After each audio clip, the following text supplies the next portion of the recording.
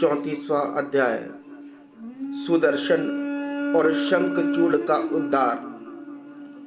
श्री सुखदेव जी कहते हैं, परीक्षित, एक बार नंद बाबा आदि गोपों ने शिवरात्रि के अवसर पर बड़ी उत्सुकता, कौतूहल और आनंद से भरकर बैलों से जुटी हुई गाड़ियों पर सवार होकर अंबिका वन की यात्रा की। राजन, वहां उन लोगों ने सरस्वती नदी जल में स्नान किया और सर्व अंतर्यामी पशुपति भगवान शंकर जी का तथा भगवती अम्बा जी का बड़ी भक्ति से उनके प्रकार की सामग्रियों के द्वारा पूजन किया। वहां उन्होंने आदर पूर्वक गौएं, सोना, वस्त्र, मधु और मधुर अन्न ब्राह्मणों को दिए तथा उनको खिलाया पिलाया। वे केवल यही चाहते थे कि इनसे देवादिदेव भगवान शंकर हम पर प्रसन्न हो। उस दिन परम भाग्यवान नंद सुनंद आदि गोपों ने उपवास कर रखा था, इसलिए वे लोग केवल जल पीकर रात के समय सरस्वती नदी के तट पर ही बेखटके सो गए। उस अंबिका वन में एक बड़ा भारी अजगर रहता था। उस दिन वह भूखा ही बहुत था। दैववश वह उधर ही आ निकला और उसने सोए हुए नंद जी को पकड़ लिया। अजगर के पकड़ लेने पर नंद राय जी चिल्लाने लगे, बेटा श्री कृष्ण, कृष्ण, दौड़ो, देखो बेटा, यह अजगर मुझे निगल रहा है। मैं तुम्हारी शरण में हूँ, जल्दी मुझे इस संकट से बचाओ। नंद बाबा का चिल्लाना सुनकर सब के सब गोप एकाएक उठ खड़े हुए और उन्हें अजगर के मुंह में देखकर घबरा गए। अब वे लुखटियों, अधजली लकड़ियों से उस अजगर को मारने लगे, किंतु लाठियों से मारे जाने और जलने पर भी अजगर ने नंद बाबा को नहीं छोड़ा। इतने में ही भक्तवत्सल भगवान श्री कृष्ण वहां पहुंचकर अपने चरणों से उस अजगर को छू दिया। भगवान के श्री चरणों का स्पर्श होते ही अजगर के सारे अशुभ भस्म हो गए और वह उसी क्षण अजगर का शरीर छोड़कर विदार चर्चित सर्वांग सुंदर रूपवान बन गया। उस पुरुष के शरीर से दिव्य ज्योति निकल रही थी। वह सोने के हार पहने हुए था। जब वह प्रणाम करने के बाद हाथ जोड़कर भगवान के सामने खड़ा हो गया, तब उन्होंने उससे पूछा, तुम कौन हो? तुम्हारे अंग अंग से सुंदरता फूटी पड़ती है। तुम देखने में बड़े अद्भुत जान पड़ते हो। तुम्हें यह अत्यंत निंदनीय अजगर योनि क्यों प्राप्त हुई थी? अवश्य ही तुम्हें विवश होकर इसमें आना पड़ा होगा। अजगर के शरीर से निकला हुआ पुरुष बोला, भगवान, मैं पहले एक विदादर था। मेरा नाम था सुदर्शन। मेरे पास सौंदर्य तो था ही, लक्ष्मी बहुत थी। इससे मैं विमान पर चढ़कर यहाँ से वहाँ घूमता रहता था। एक दिन मैंने अंगिरा गोत्र के कुरूप ऋषियों को देखा। अपने सौंदर्य के घमंड से मैंने उनकी हंसी उड़ाई। मेरे इस अपराध से कुपित होकर उन लोगों ने मुझे अजगर योनि में जाने का शाप दे दिया। यह मेरे पापों का ही फल था। उन कृपालु ऋषियों ने अनुग्रह के लिए ही मुझे शाप दिया था, क्योंकि यह उसी का प्रभाव है कि आज चराचर के गुरु स्वयं आपने अपने चरण कमलों से मेरा स्पर्श किया है। इसमें मेरे सारे अशुभ नष्ट हो गए।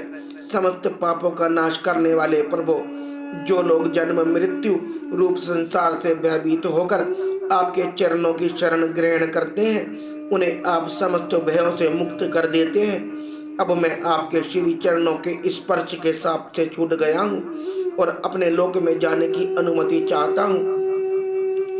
भक्तवत्सल महायोगेश्वर पुरुषोत्तम, मैं आपकी शरण में हूँ। इंद्र आदि समस्त लोकेश्वरों के भी परमेश्वर स्वयं प्रकाश परमात्मन, मुझे आज्ञा दीजिए।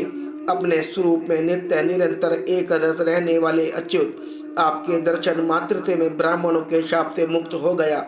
यह कोई आश्चर्य की बात नहीं है, क्योंकि जो पुरुष आपके नामों का उच्चारण करता है, वह अपने आप को और समस्त श्रोताओं को भी तुरंत पवित्र कर देता है। फिर मुझे तो आपने स्वयं अपने चरण कमलों से स्पर्श किया है, तब भला मेरी मुक्ति से क्या संदेह हो सकता है? इस प्रकार सुदर्शन ने भगवान श्री कृष्ण से विनती की, परिक्रमा की और प्रणाम किया फिर उनसे आज्ञा लेकर वह अपने लोक में चला गया और नंद बाबा इस भारी संकट से छूट गए। राजन, जब व्रजवासियों ने भगवान श्री कृष्ण का ये अद्भुत प्रभाव देखा तब उन्हें बड़ा विस्मय हुआ।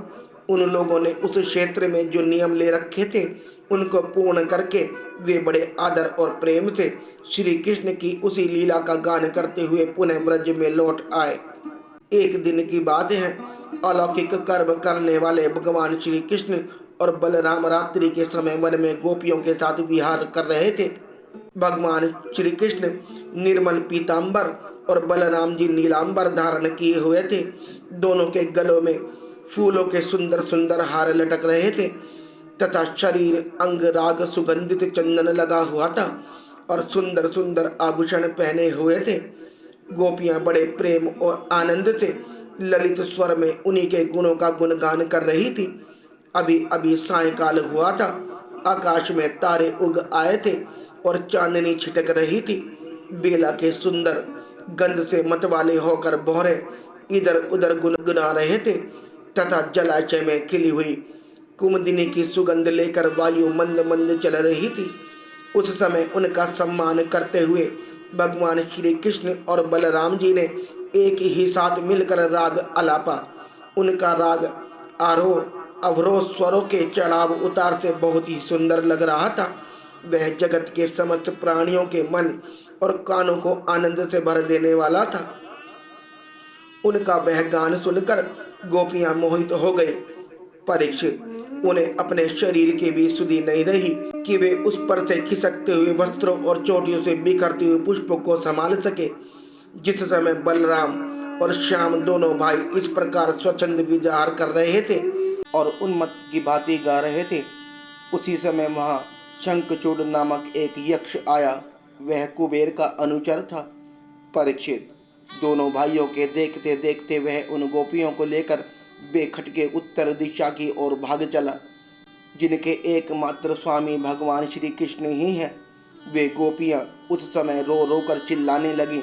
दोनों भाइयों ने देखा कि जैसे कोई डाकू गौं को लूट ले जाए, वैसे ही यह यक्ष हमारी प्रेयसियों को लिए जा रहा है। और वे हे कृष्ण, हे राम पुकार कर रो पीट रही हैं। उसी समय दोनों भाई उसकी ओर दौड़ पड़े। डरो मत, डरो मत, इस प्रकार अभयवाणी कहते हुए हाथ में शाल का वृक्ष लेकर बड़े वेग से क्षण भर में ही उस नीच यक्ष के पास पहुंच गए। यक्ष ने देखा कि काल और मृत्यु के समान ये दोनों भाई मेरे पास आ पहुंचे, तब वह मूड घबरा गया। उसने गोपियों को वहीं छोड़ दिया, स्वयं प्राण बचाने के लिए भागा। तब स्त्रियों की रक्षा करने के लिए बलराम जी तो वहीं खड़े रह गए, परंतु भगवान श्री कृष्ण जहाँ जहाँ वह भाग कर गया उसके पीछे पीछे दौड़ते गए। वे चाहते थे कि उसके सिर की चूड़ामणि निकाल लें। कुछ ही दूर जाने पर भगवान ने उसे पकड़ लिया और उस दुष्ट के सिर पर कसकर एक घूंसा जमाया और चूड़ामणि के साथ उसका सिर भी धड़ से अलग कर दिया। इस प्रकार भगवान श्री कृष्ण शंखचूड़ को मारकर और वह चमकीली मणि लेकर लौट आए तथा सब गोपियों के सामने ही उन्होंने बड़े प्रेम से वह मणि बड़े भाई बलराम जी को दे दी।